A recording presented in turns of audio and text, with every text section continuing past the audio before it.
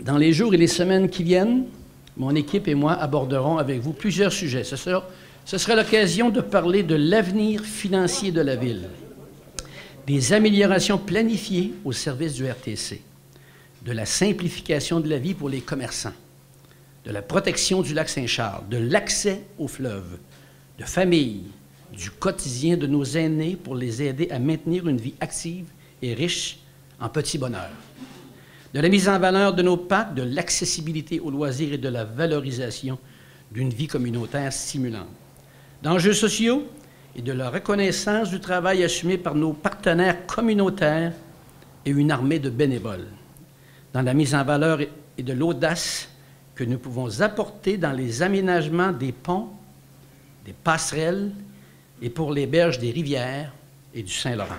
Pour tous ces sujets, nous aurons un plan, nous aurons des chiffres pour appuyer nos engagements, mais surtout, nous prendrons le parti d'améliorer le plaisir de vivre à Québec.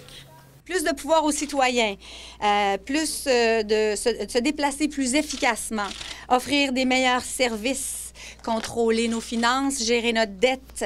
On veut une ville verte, une ville en santé. On veut créer de la richesse collective.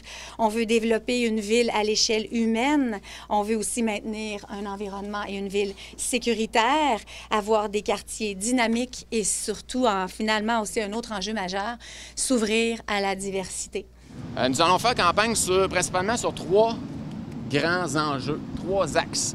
Le premier va être évidemment la mobilité et le transport. Les 10 ans d'équipe La Bombe, les gens vont se rappeler de ces échecs.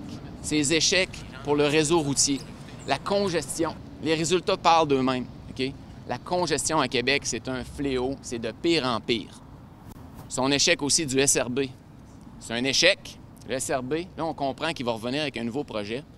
Projet structurant, robuste.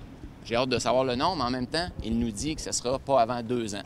Deuxième enjeu qui va être très important, accessibilité, efficacité. Évidemment, on va parler de hausse de taxes, autant du niveau commercial que résidentiel. Les taxes ont monté.